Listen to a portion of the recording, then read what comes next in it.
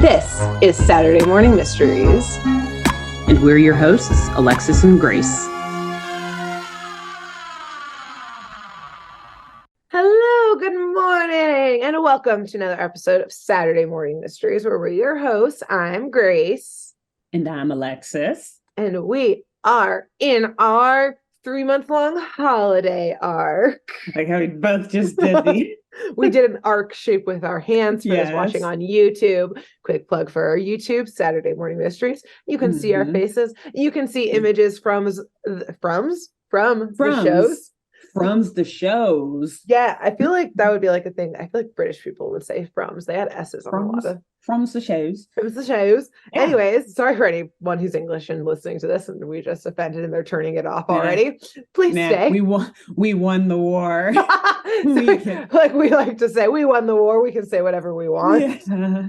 But speaking of perhaps the British, and let's just say British coming to America, perhaps, and probably from other places in Europe and all that jazz before we won said war.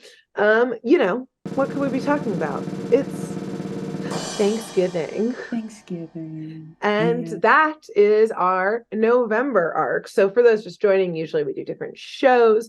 We do like 8 episodes per show, and those are our arcs. But starting in October, it's holiday season. We got a lot of holidays going on. So instead, we choose any show we want, as long as it has some way to tie in. To do with the holiday of that month. It's a pretty loose definition. So we just finished our Halloween arc. That one's a little easier. We're now in our Thanksgiving / fall autumnal. How do you say it?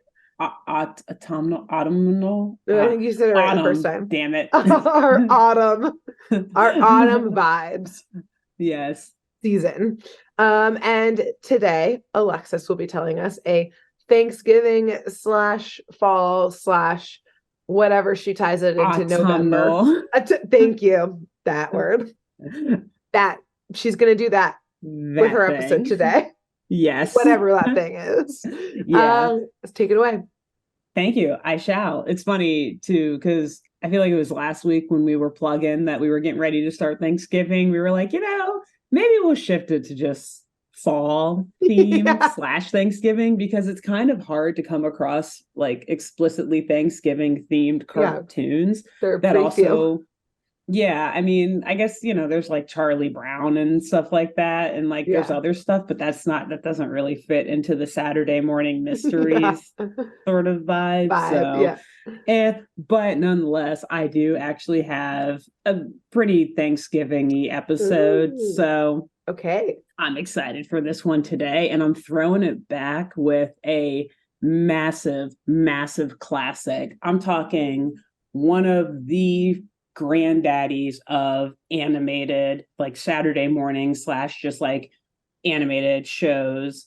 Our parents watched it growing up. It came out long before we were born. Oh, wait, am I going to know this show?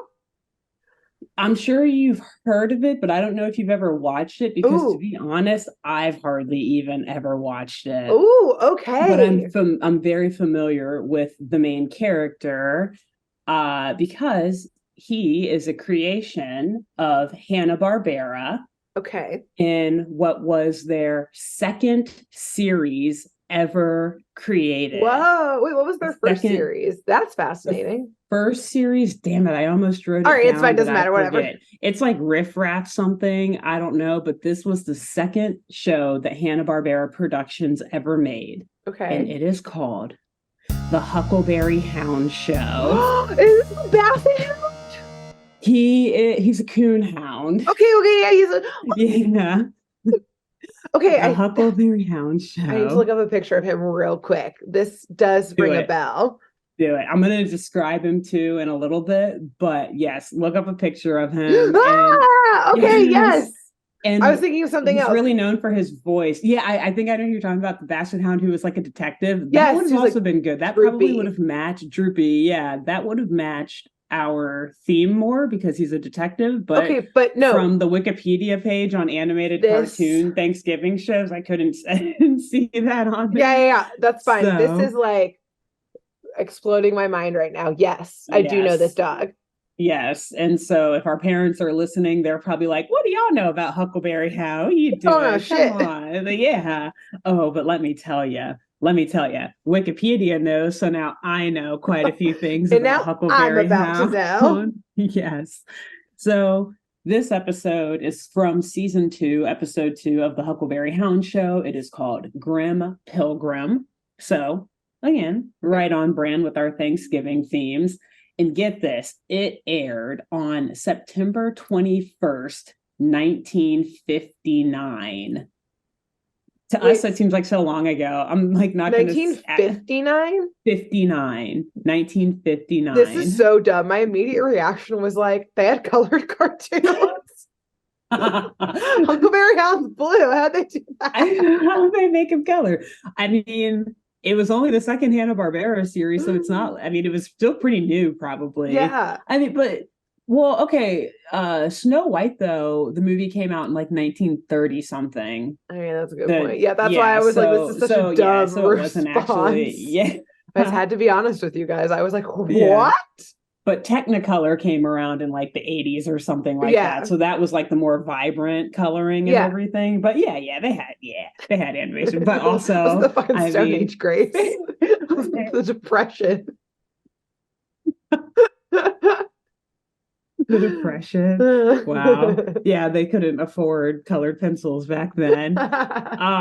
I'm not even sure though that Snow White was the first animated. Fantasia might have come out. Now we're going down Tangent Avenue, but Fantasia might have come out before. And I think Snow White was like the first that was the Disney. First. Okay, one of those two was the first. Someone's gonna tell us probably. Exactly. We're here to talk about the comment. Huckleberry Hound. Not that. Yeah, we're not here to talk about Disney. Today we're talking about actually their direct competitor, Hanna-Barbera. Exactly. So the Huckleberry Hound show. Yeah, the second series produced by Hanna-Barbera Productions. The show itself first aired on September 29th, 1958. So getting ready to celebrate the anniversary of this show as of our recording date of this episode. For real. And get this, I thought this was very funny to like put us in the mindset of how TV worked back then. Clearly, I don't know. Already. Okay, let me hear it. The show was like straight up directly sponsored by Kellogg's, like the food brand. Really? Yeah. And when I say sponsored by Kellogg's, I mean like Kellogg's put this shit on the air because Joseph Barbera himself, the one half of Hanna-Barbera, he literally like traveled to Chicago, where I guess at the time Kellogg's offices were, or like they were headquarters, to pitch this program to Kellogg's executives through their ad agency. So I imagine that literally every single ad break had like Kellogg's commercials going, and that there was like a bunch of like product placement. And that's what I was gonna say. Like, did you notice Hound toys and shit? I was say, did you notice like while watching the show, are they eating a lot of cereal by like pure happenstance? I mean, so to be fair, I only watched like 2 or 3 episodes, and this one in particular isn't like a good example because it's like a Pilgrim episode. Yeah, but now it really does make me want to go back and watch. But so where I watched it, it's like from the Internet Archive, which I think we used before for like the Amazing Chan. So they only have the clips of the episodes. And I'll explain the way the show works even more in a bit, but like they only have the clips of Huckleberry's segments of the show. So it's not like you see the entire program with like the ads in between, but I would love to find some like YouTube footage or some archive footage of like what the full like 30-minute block looks like, because what that experience was. I imagine, or to like look up like Kellogg's cereal boxes and shit from back in the day. I guarantee you they were just laden with, exactly, with all that stuff. Probably just had Huckleberry Hound, and as I'll get to in a moment, some other very famous cartoon characters just all over them. So yes, the series totally sponsored by Kellogg. And additionally, just to add to Kellogg's like ownership of this show, the first time that the series appeared on television, like I said, September 29th, 1958, it was aired at 6 p.m. on a local station in Grand Rapids, Michigan, which also Or served the Kellogg's. town of Battle Creek, Michigan, Yep. the home of Kellogg's cereal. Yeah, Kellogg's like, we're bringing this shit home. Yeah, exactly. We want our kids to see how Yeah. much money we're making off of this product. Yeah, we're gonna have our employees. It's a circular system. Yeah, We're gonna pay them, and they're gonna give us the money back by exactly. buying our own products. That's like how they juice their I don't know if they had Nielsen ratings back then, but it's like how you can tell how many people are watching a program to see if it's marketable for like ad revenue. It's like they force their employees to watch it so that the numbers go up. That's like when you like clock in the morning, you have to like say what happened in last night's episode. Huckleberry Hound. Did your kids watch? Or they're actually probably like asking the kids, because I'm sure there were children working there because child labor. Exactly. Exactly. Which, well, that's a whole other story. But anyway, so the format of the show is pretty interesting. So over the whole like 21-minute block, because you got to leave 9 minutes for commercials, obviously, there were 3 7-minute cartoons spread out throughout the program. Okay. So the first one was always Huckleberry Hound, who kind of like got the show going, and he was kind of like the ringleader of the entire show, almost like the MC of the show, with it being the Huckleberry Hound show. The second, actually, let me hold off on that. The third segment was usually one by the name of Pixie and Dixie and Mr. Jinx, which sounds adorable, and I definitely want to watch that too. But it starred 2 mice, I think Pixie and Dixie, who in each short were like finding a new way to outwit the cat, Mr. Jinx. Classic. So honestly, like precursor to Tom and Jerry. It sounds like, although actually, I don't know what year Tom and Jerry came out, so I can't say we that. We don't know any years. We don't know what's happening. But to me, it literally sounds like Tom and Jerry, just with 2 mice instead of 1. In the second segment, going back here, of the Huckleberry Hound show, introduced none other than Yogi Bear and his sidekick Boo Boo. Yes. These guys, I was going to say, right speaking here. Of on YouTube, it's on Alexis's wall. Another plug to watch YouTube. I got a Hanna-Barbera signed picture of Yogi Bear and Boo Boo right behind me. Wait. So, yes, the Huckleberry Hound show introduced Yogi Bear and Boo Boo to TV. Like, this is where Hanna-Barbera first started creating Yogi Bear segments. And then it like eventually turned into its own show. Exactly. It was like, oddly and awkwardly enough for Huckleberry, the Yogi Bear segment was like the most popular one. And so as a result, when Huckleberry Hound ended in like 1961, Hanna-Barbera just did a spinoff and did the Yogi Bear show in 1961. Whoa. Yeah. Yeah. I did not know that all this time. Well, so first off, I didn't even really know that the Huckleberry Hound show was like a 3-part, like a 3-segment thing. I just kind of thought that he was a random character that popped up in different Hanna-Barbera shows. But I especially did not know that that's how Yogi Bear started, which, I mean, other than like Scooby-Doo and a couple of, and like Bugs Bunny, Daffy Duck, etc., like I'd like to say Yogi Bear is probably one of the most recognizable cartoon characters like ever. So it's really cool to see that. Yeah. Hey, boo-boo, yes. Like that's all you have to say and everyone automatically knows. Yogi Bear. I know. Yeah. Jellystone Park. That is fascinating. Yeah. Yeah. Interesting history here. We're seeing it all come together. It's all coming together. It's coming together. So, but anyway, about the star of our show today, and of course of the Huckleberry Hound show. Huckleberry is, as you just looked up his picture, he's a blue anthropomorphic coonhound that speaks with a Tennessee Southern drawl. And he's usually wearing like this small yellow top hat that has like a red band around it with polka dots on it.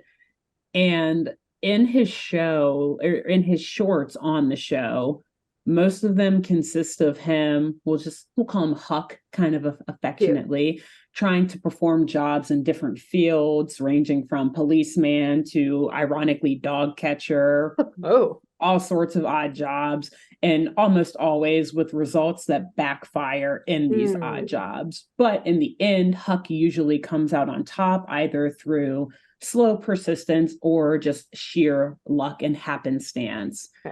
Another fun fact, or like what I thought is interesting and kind of funny, especially the way that the Wikipedia page phrases this, Huck doesn't seem to exist in a specific time period. Time traveling Like a time Coonhound. traveler, yeah. Because in some episodes, apparently, he like portrays a Roman gladiator. In others, he's a medieval knight. Sometimes he's a rocket scientist. Today, we're going to see him as a pilgrim. So, yeah, he's literally a time traveling coonhound That's with a probably Tennessee why Southern drawl. it didn't get like a fifth season. They were like, People were society so wasn't ready. No, They were like, people were Yogi so Bear's in the confused. forest. Done. Done. It's easy. It's simple. The kids get it. Yeah. Their parents get it. We don't It have doesn't to confuse them. we don't have to talk about we haven't even landed on the moon yet, and this dog is time traveling. There's dogs on Mars. How? Too much for our brains Yeah. in 1959. And he's blue. Why is he blue? And wearing a top hat. It was beyond its time. Oh god. And so the last kind of or at least like one of the last things I'll say is that it's funny because it pops up in this episode, and I think honestly in like every episode of his show, one of Huck's trademarks is that he does, according to Wikipedia, a tone deaf and inaccurate rendition of "Oh My Darling Clementine," which is a running gag. So it's this song, like "Oh My Darling, oh my darling," that one, yeah. So he's always just kind of like humming that song or like whistling it or singing it, but every time the lyrics are different. Like he just says random shit in that tone. It's hilarious. Like he does it in this episode too, which is funny because this song came out in like the late 1800s, but this episode takes place in like the 1600s. So again, he's a time traveler. Yeah, it was to him, he could be singing like David Bowie for all we know. He's been to the 70s and the 80s. Came back a little bit. It like terrifies the like knights and like the other like witch. Roman gladiators. Yeah. Who is this Ziggy Stardust? Burn them. Who is this Ziggy Stardust? Why is he on Mars? All the makeup like super inspired.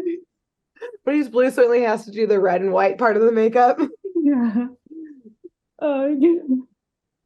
And so then I guess as the last and perhaps somewhat most obvious like fun fact about this character, Huckleberry, his name is, of course, and indeed a reference to the American novel The Adventures of Huckleberry Finn, written by Mark Twain. So I just thought that was a fun fact to throw in there. For all we know, Mark Twain was inspired by Huckleberry when he time traveled back to visit Mark Twain. He was like, hear me out for a book idea. Huck. Hear me out for a book idea. He has like, in my opinion, one of the most recognizable cartoon voices too. Like, even though I haven't watched that many episodes of Huckleberry Hound, as soon as I watched this one, I was like, oh my God, I know that voice so much. Okay. Not like the voice actor, but just like that Southern voice. Tennessee drawl, like he talks like this all the time and drags his words out.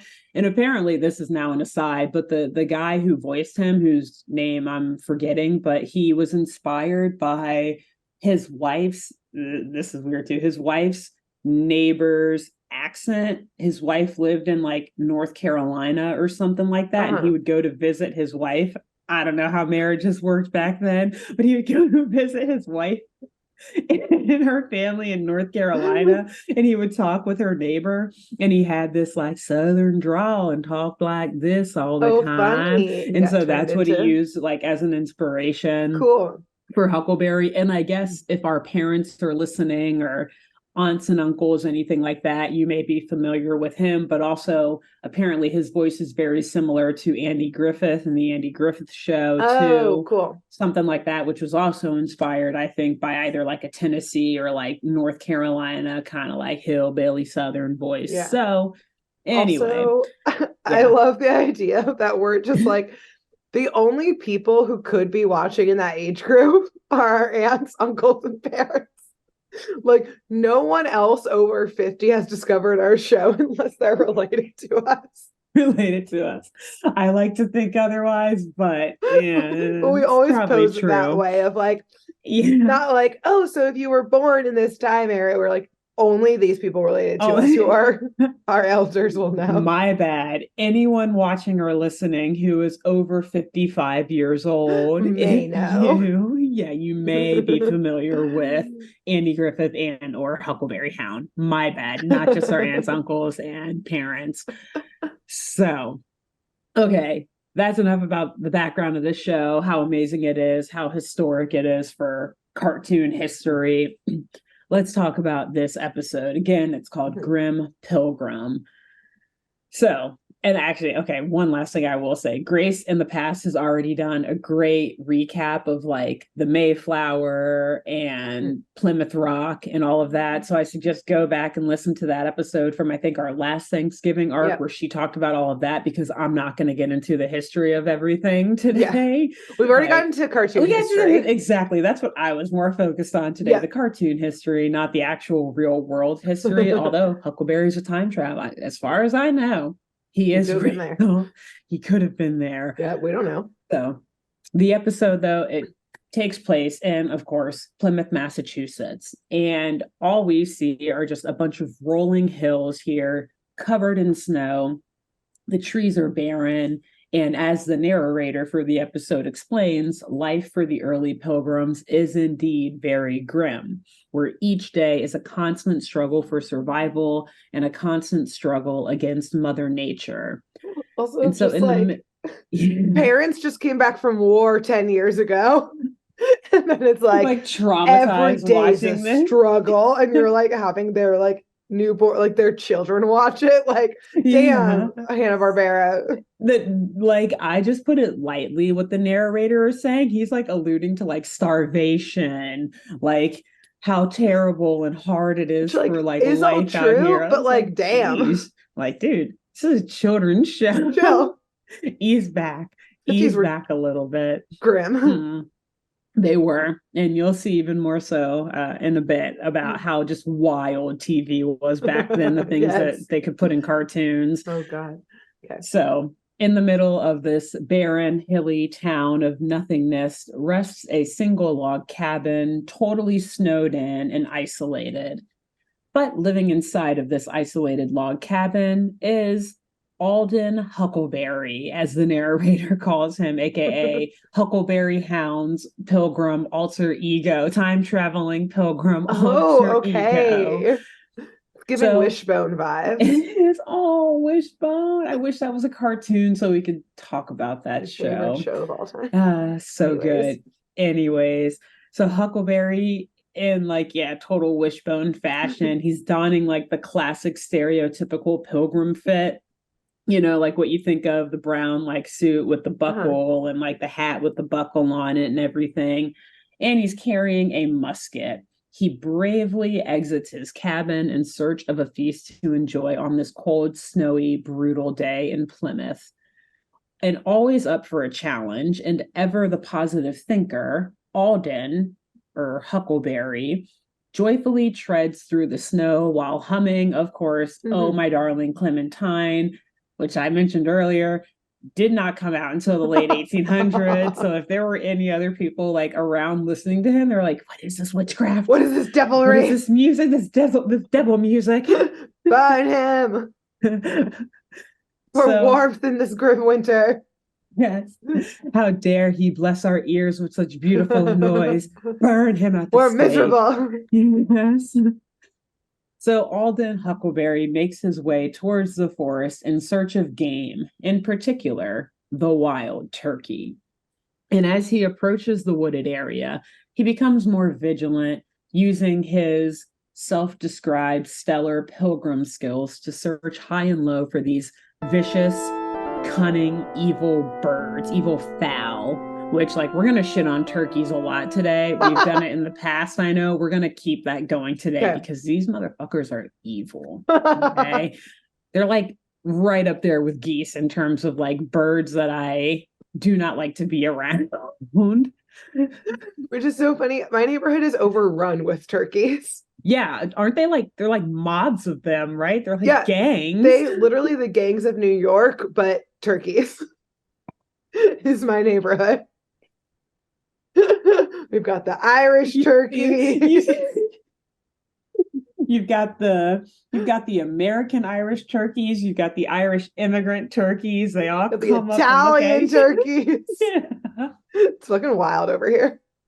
And then they want to boycott the war and the draft. It's just the whole thing. Someone with a switchblade yesterday. Oh my God. Holy shit. So, after, as he's walking towards the woods, and after thinking out loud about his love of turkey, particularly turkey meat for eating, okay. the only acceptable way to be around turkey, and how he's talking out loud and thinking to himself about the wonderful feast that the bird will provide, Huckleberry looks down and notices a clear line of turkey tracks leading deeper into the woods, aka like little turkey footprints or like claw prints, whatever the fuck they have. So Huckleberry, he buckles down, he gets serious, he like holds his musket at the ready, and he starts to follow the trail of the turkey with his God-given radar for bird tracking.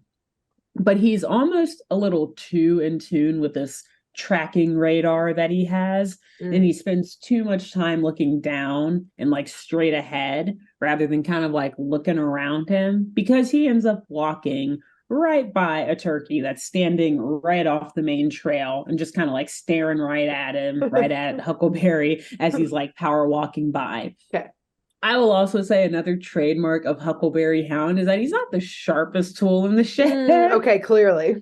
Clearly. Yes. Like I said before, he usually only achieves his goals in each episode by like sheer luck. Okay, it's not because he's some like smart guy who always knows how to like win out. In the Sherlock end, Holmesing it's happenstance. Exactly. Okay. Not at all Sherlock Holmes. Definitely not the sharpest tool in the shed. Yep. So this turkey, though, he sees Huckleberry like power walking by with his musket, and the turkey's like curious, like, the fuck is this dog Pilgrim doing with a musket walking by? So the turkey begins to just follow Huckleberry closely, staying right on his trail. And Huckleberry, though, even though he's like so into this like hunting, he can sense that a turkey is nearby, but he just can't put his finger on where it may be. So he begins to let out what he calls his turkey call, aka he just starts like making a very loud and rapid like gobbling sound in order to draw out the nearest bird. And as no surprise to us, we then hear a gobble response right behind him, because the turkey is still right on Huckleberry's tail. So Huckleberry hears this and he like quickly turns around, and excitedly he sees this evil, nefarious turkey that's just been stalking him for who knows how many yards through the snow. And so Huckleberry, he pulls his musket up and he aims it directly in the face of the turkey. And very kindly, I guess it's the what were Pilgrims? Were they Puritans? I forget. Or something like that. I think so, yeah. It's whatever in him that then asks the turkey if he has any last requests before it meets its maker. Oh, okay. But being a turkey, the bird simply just like shakes his head. Like, no. What? It doesn't even speak. What?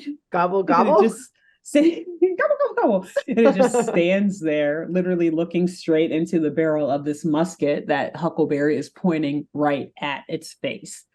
But Huckleberry, he has a really large heart and a very small brain. And in the season and spirit of giving and giving thanks, he offers the turkey a number of things before killing it. Because he's like, oh, come on, you gotta like want something before I kill you. Like anything. And this is where I was like, damn, cartoons were crazy back then. Because the first thing he offers him, he's like, cigarettes?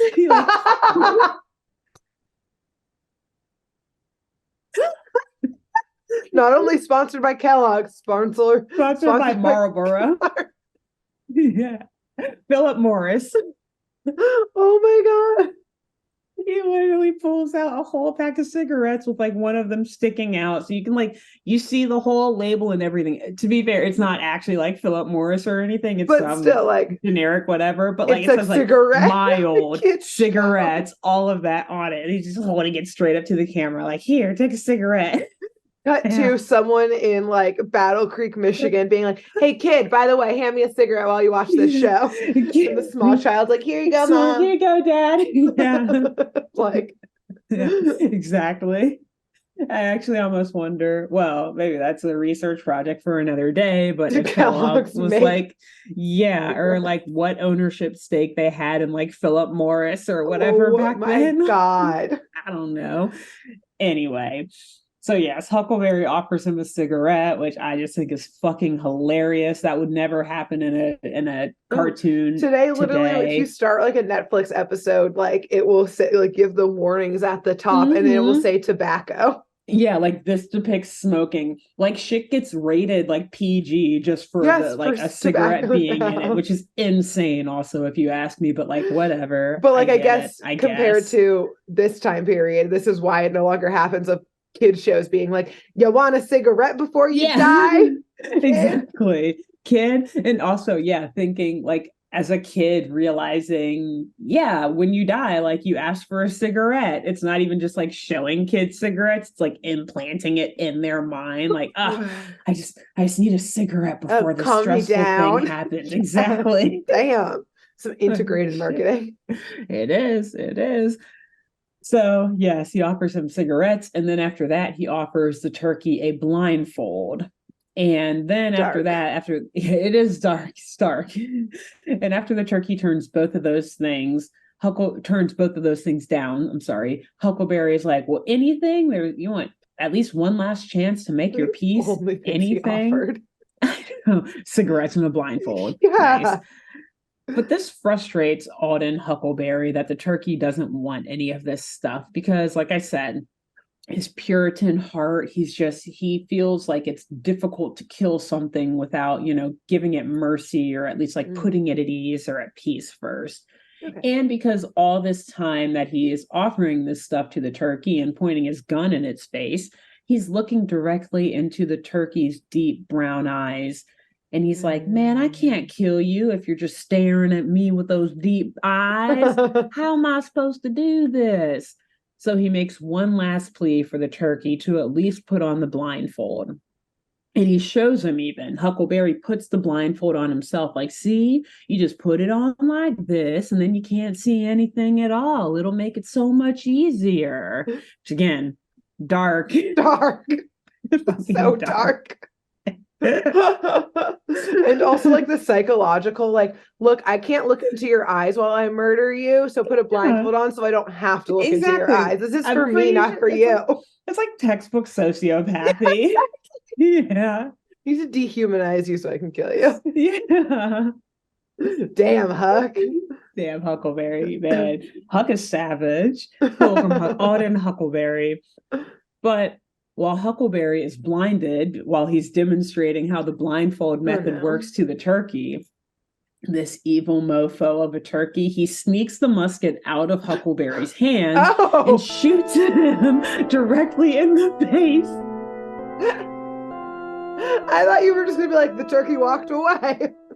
Oh, this turkey has been playing dumb with Huckleberry. He's like, oh, I'm just a turkey. I don't know anything about this stuff. Give me that musket. How do you think this turkey survives through winter thus far? It's killed before, it'll kill again. Huckleberry is not its first rodeo. This is not the first time, clearly, this turkey has used a musket. It knew immediately how this shit works. You got to prepare that shit. It's like our modern guns. This is a process, not turkey. Yes. Oh my God. So the turkey shoots him right in the face and then just turns around and fucking books it out of there, gobbling all loudly and running and hopping away. Oh my God. And Huckleberry, he pretty much just like slaps himself in the forehead, like, God damn it, how did I fall for that? Like, he knows how vicious, evil, and cunning these birds always have been and always will be. Always. There is one constant in life. Turkeys are freaking evil. Survival of the fittest. Yes. Yes. So he like clears all of the gunpowder off of his face and he runs off after the turkey who so by the way, it's not like the turkey ran away with the musket. The turkey just kind of like shot Dropped him, it. dropped the musket, and then ran off. Yeah, So the turkey's like, I Huckleberry don't have is more bullets. This will be yeah, useless for me. exactly. Huckleberry's got all the ammo in his little satchel or some shit. Yeah. I don't know. So Huckleberry picks back up his musket and he takes off after the turkey, chasing it along all these snowy hills and through the woods. But for whatever reason, he's still hesitating to shoot it. I guess he probably can't get good aim on it because this thing is like jumping around, And he just got running. shot in the face. Yeah, So like he also probably has no eyesight for the moment. yeah, So, or maybe ever struggling. again. Yes. So the turkey, it finally creates some distance between him and Huckleberry, outrunning him. And it takes shelter near a rock. Not Plymouth Rock, though, unfortunately. At least I don't think so. Rock. They don't look like they're by the water. And this turkey begins gobbling away, almost as if he's like baiting Huckleberry to continue to chase after him. Like, this thing is freaking evil, Grace. I'm like, wow, okay. I thought the Pilgrims were bad. No. If they had to deal with turkeys like this, I'm going to give them a little bit of sympathy here. I have some turkey wild speculation at the end of this. Okay, good. And there are some twists here. A big twist is about to come up. So, okay. But we'll see. Put a pin in that. I do want to hear it. So after the turkey gobbles, though, trying to bait Huckleberry towards him, the turkey is surprised to hear yet another turkey call coming from behind him, from behind the turkey. Okay. This one is in a bit of a deeper tone, whereas Huckleberry's is like, gobble, gobble, gobble. This one that he hears is gobble, gobble, gobble. And so the turkey turns around and sees a Native American with like a full like war headdress, war bonnet on with like feathers and stuff. Uh-huh. Perhaps this is a Patuxent Wampanoag, as you talked about in last year's. Exactly. Everyone go back and listen to Grace's recap of Pilgrim history and Plymouth Rock history. She covered that last year. I'm not going to cover it today. But anyway, we see this Native American crouched down behind the rock, also trying to hunt this turkey now. Oh, okay. And so the turkey sees this dude and he's like, oh shit, he's starting to get worried because he also hears the gobbling calls of Huckleberry getting closer. Oh, okay. So the turkey is like, oh shit, I am literally between a rock and a hard place. I now have two skilled hunters on my tail. Skilled. A skilled hunter and Huckleberry. One skilled hunter and Huckleberry. Yeah. But ever the cunning and devious creature. I'm just gonna keep shitting on turkeys. I bet turkeys are fucking watching my window right now hearing this shit. You're making my life dangerous. Have fun. You're putting me in danger with this content. I don't think I've mentioned this. You probably have more than I do, which is why I didn't even think to mention it. But I have turkeys here by my place too. What? Which is, yes. Okay, that's scary shit. Because I live like very close to the city and like in a very developed area. Yeah, it makes sense for me.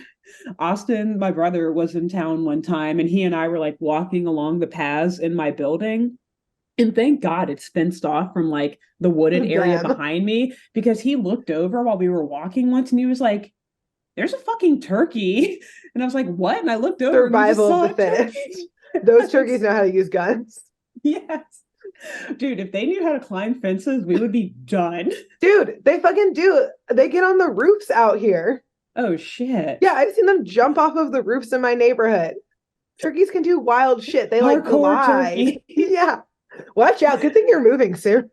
Yeah, I know. God. Yeah, because that was literally like the only time that I saw them, but we saw like 3 or 4 of them all just kind of like plucking along back there. Yep. And I'm trying to think, I don't even remember what time of year that was. I feel like he visited in like the late summer maybe. So I was like, what the fuck are you guys doing here? These turkeys are a direct ancestor of the Plymouth Rock turkeys. Oh my God. They've killed, they will kill again.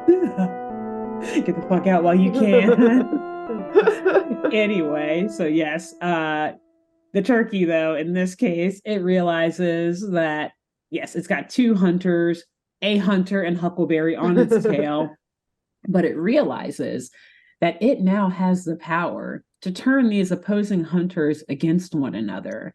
and it Ooh. crafts a plan to get away scot-free. Ooh, So okay.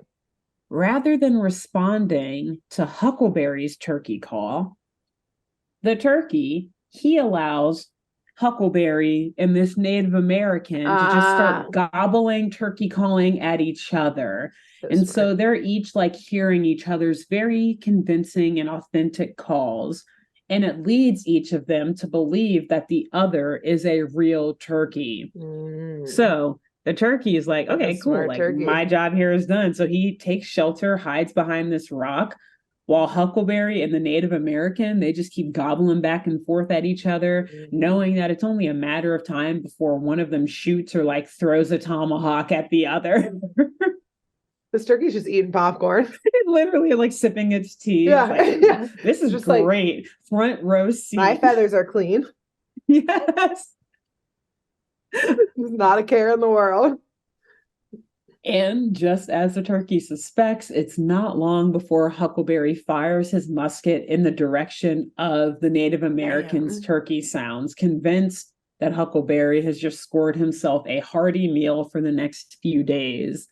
But unfortunately, rather than shooting what he thinks obviously is the turkey, the Pilgrim, Huckleberry, shoots directly at the head of the Native American. Oh no, okay. Thankfully not killing him. Okay. But blowing his feathered headdress right off of his head. So like an inch shy, a centimeter shy of killing him. Ladies and gentlemen, this means war. This turkey has just instigated a massive Pilgrim / Native American conflict. Again, the turkey sipping his tea. What you gonna do? This is like actually the history of like the founding of America. Like, no. For the most part, the natives and the Pilgrims got along fine, but for whatever reason, one of them just shot at a Pilgrim shot at a Native American one day because a turkey puts. Didn't Benjamin Franklin want to make our national bird as turkey? Like, I'm so glad he lost. I love or Benjamin Thomas Jefferson. I don't know who the fuck wanted to do it, but like. That was almost our national bird was a turkey. This is why they knew the truth. I respect Benjamin Franklin too much to believe that he did that. So we're going to say it was Thomas Jefferson because I can't stand him. But Ben Franklin, please no. Yeah, I don't know who the fuck it was. George Washington. I don't know. It might have been. It might have been. Either way, someone knew the truth, and we're revealing it right here, right now. Although the eagle is not much better than the turkey. Perhaps it's more magnificent and like majestic looking. But those motherfuckers are mean too. So I don't know. Just like America. It's such a beautiful, majestic, magnificent place. But goddamn, they are some mean motherfucker. Facts. True. They chose wisely with that one. So anyway, right after being shot damn near in the head, the Native American, he stands up from behind the rock. And Huckleberry sees what he's done. And he's like, oh, shit. He immediately realizes the errors of his ways and knows that this is absolutely 100% about to cause some conflict between the two, as it should. Yes. You just shot me pretty much in the head. Yep. Point blank. Parks and Rec reference, too. That just made me think of the episode where they go turkey hunting in Parks and Rec and Ron gets shot in the head. And Leslie is like nursing him in his cabin. Oh yeah, because it's also the hunting trip. He didn't want any of them on. Exactly. He didn't want any of the women there in the first place. And then they came, and then he gets shot in the head. Not by a woman, though, Correct. I will say. Leslie was actually a fantastic hunter, if I recall. Yes. Anyway, for those, he's just so mad. Grace and I have been talking about Parks and Rec all morning, pretty much before we hit record. Yep. So all roads lead to Parks and Rec. All roads lead to Pawnee. Thank God. So anyway, the Native American, he runs towards Huckleberry at full speed, pulling out a tomahawk and chanting his war cry, aka signaling for backup in some ways, and also letting Huckleberry know that, like, yeah, dude, you're about to die. I'm about to kill you. Cool. But rather than running away or surrendering, Huckleberry, he's like, all right, well, I guess I better get my musket filled up. Like he starts leaning into the fighting spirit. So he's reloading his musket. Like you mentioned before, it's a whole fucking process. He's pouring in the gunpowder and tampering it and putting the musket balls or the bullets in, whatever. All this just as the Native American is running closer and closer and closer to him. And like extremely savagely, Huckleberry waits for the Native American to literally get like inches in front of him before he just point blank fires the musket directly in his face. What the fuck? 1959. And he doesn't offer him a cigarette beforehand? Oh, no. So, this is the first example of stand your ground laws in America. This is where it was founded. This is where it was found. Who knew? Massachusetts. I thought that was a more liberal state. I guess not. What the fuck? Insane. But thankfully, Huckleberry, not the best hunter, not the sharpest tool in the shed. He must have skipped a step or done something wrong when he was reloading his gun, because all we hear is a loud bang. And yes, an explosion from the gunpowder does go off. But for whatever reason, the musket ball is very slow to roll out the barrel and just like simply plops out of the musket. Okay. But unfortunately, it lands right on the Native American's foot, this big ass heavy musket ball, which of course sends the Native American into like screaming and shouting and holding and grabbing his foot. Yeah. And pisses him off even more. Correct. But since he currently cannot move or run, it does give Huckleberry a chance to get the fuck out of there and find some safety. Okay. So, like like you mentioned before, like I was kind of saying before, the turkey, he's totally just enjoying this like Pilgrim / like Patuxent conflict that he's just instigated. He's just like smiling, looking back and forth like, oh, fuck yeah, this is awesome. He's like, I'm going to Franz Ferdinand this shit, start a world war here. Genius. So he comes out from behind that rock that he was hiding behind, and now that he sees Huckleberry take off, he starts chasing after Huckleberry like, yeah, let me just like still like, I don't know, I'll like, make him think more people are following him. Yes. And he's just gobbling loudly as he's running through the snow behind the Pilgrim. So Huckleberry, though, he hears this gobbling again. He's like, oh yeah, shit, I can still get my turkey. I might as well shoot it. And so he, like, again, prepares his musket, still dead set on completing a successful hunt before this Native American can catch back up with him.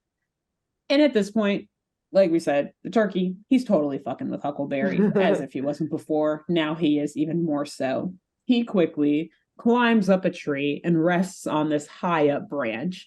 And so Huckleberry, he's loading up his musket with more musket balls, like these heavy ass bullets. And he just points it directly, like straight up towards the turkey in this tree and starts firing away. But just after he fires, the Native American man catches up with him and points a bow and arrow right into Huckleberry's face, ready to attack. Okay. But again, gravity saves Huckleberry's life. And each and every one of the musket balls, of which there were about a dozen that he loaded in there, misses the turkey and one by one drops back down right onto the Native American's head. Just like, even more enraged now. Correct. The Native American whips back out his tomahawk, swings it at Huckleberry, barely missing him as he ducks, and makes a run for it. This shit is violent. Like they are just one after another attacking each other. Yes. But since the Native American man misses Huckleberry, he instead actually strikes the tree that Huckleberry was standing in front of. And this dude must be strong, because one hit with the tomahawk and this shit instantly causes the tree to just like start to keel over. Damn, okay. And the turkey is still in it. He's still just like chilling. Yeah. So this turkey's like watching this going on. But he's like, oh shit, no, I'm going down. Don't bring me into this. Motherfucker, you started this. I don't know. Don't bring me in. Wow, What? Innocent bystander. In the classic American fashion. A tale as old as time. How many wars does this sound like? Damn, Whoa. 1959 is getting a lot of I didn't metaphors. start anything. Don't, how dare you make us Whoa. fund this? What? What? What? Pilgrim, never even heard of it. Wow. Hanna-Barbera, edgy.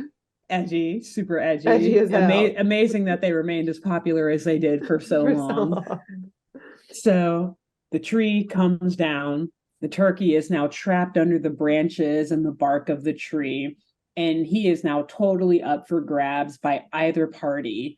And of course, seeing that the turkey is there, trapped, unable to run away, both Huckleberry and the Native American like grab hold of it. They're like literally grabbing its neck, like strangling this thing. The turkey's just like, oh shit. It was a good ride. The turkey had a good ride. But exactly. Karma is a beautiful thing. So seeing that the turkey is the true villain in all of this, Huckleberry tells the chief, like, now hold on a second, chief. Can't we just settle our differences over the table, the dinner table? And then they both, like, they look at each other, they kind of nod affirmatively, and then they look at the turkey with the anger and the hunger of a hard day's hunt. And I suppose that this is implying that this is the real story of how the first Thanksgiving went down. And just like also like the bonding while they still strangle together, just like, I know, yeah, this will be settled. Looking in each other's eyes as they're strangling this like turkey. Trauma bonding, but like murder bonding. Murder bonding. It's beautiful. It's a beautiful thing. Beautiful thing. And so seeing that these two opposing sides are now on the same page, the turkey looks panicked, increasingly like panicked and afraid. Also that it's sure it's being strangled to death, but it realizes that its goose is cooked. See how I put in those two evil birds into one? That you would like to kill both of. Yes. But yet another plot twist to round out this episode. In the next scene, we do see Huckleberry sharpening his carving knife, telling the chief that there's nothing that can't be resolved if you just sit at the table and talk turkey. And the camera zooms out, and we then see Huckleberry joined at the table by the chief and the fucking evil ass turkey. Still alive. That turkey did some quick fucking goblin right there. I need to know what the turkey did in its last minute there before they were like, wait, let's kill it, to convince him like, well, no, guys, hold on, I got a good idea. Again, a metaphor for America. Yes. Like, wait, how were you guys not the ones in the middle of this at the end? Yeah. How did this happen? Because yes, Huckleberry is not preparing to carve up the turkey. Instead, he's preparing to cut up this like giant random sausage. It's just like a giant hot dog, essentially, that's in the middle of this table. And so the three of them sit for what we can only assume is the first Thanksgiving feast in America. Wow. And they just laugh and gobble at each other while they're enjoying their meal, giving thanks for the camaraderie they've built and putting all of the violence from earlier in the day behind them. Wow. The end. Wow. What a fucking plot twist. Multiple.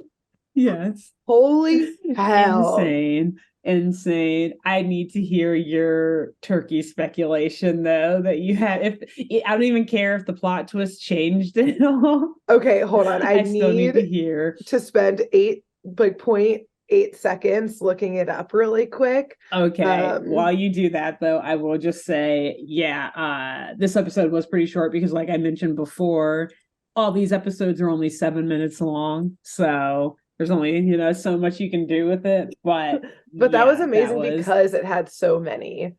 Yeah, there's a lot going on. Yeah. Okay. So basically, here's my wild turkey, wild speculation about the turkeys. Yeah. Are you familiar with the lost colony of Roanoke? Have you ever heard of this?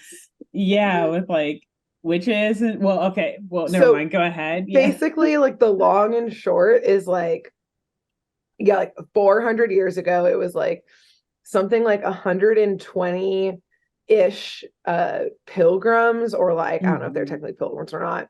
Who knows? Basically, they Settlers. made a settlement on Roanoke Island in the US, and Virginia, then just like disappeared out of nowhere. Like the only things that were left was like, I think like some marking, like mysterious like symbols carved into a tree, which is like thus given like speculation of like witches. In reality, it was like most likely like disease or famine, Native Americans, or like fucking Spaniards cold, or something like that came and killed them. But it's like so spooky because there's like no trace of them at all. Yeah, which is terrifying. Turkeys. It was the turkeys.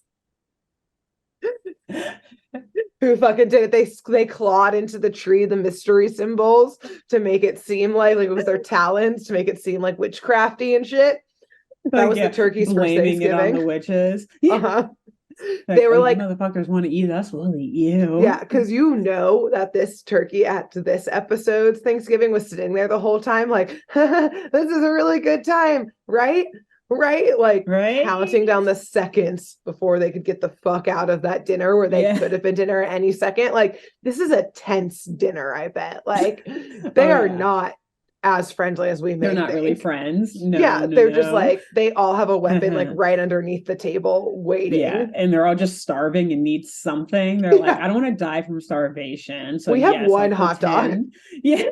I'm fucking hungry still. And so that turkey made it through that dinner, booked it out of there, and then told all his turkey friends what went down, and they were like, we gotta stop it. This was the Turkey Revolutionary War. Yeah. What happened on Roanoke Island? Slaughtered those settlers. The damn turkeys. So that's my wild speculation, is that they were amazing. The actual cause of Roanoke Island mystery. We need to call up some historians because I think you've just unlocked something here. You've unlocked the key.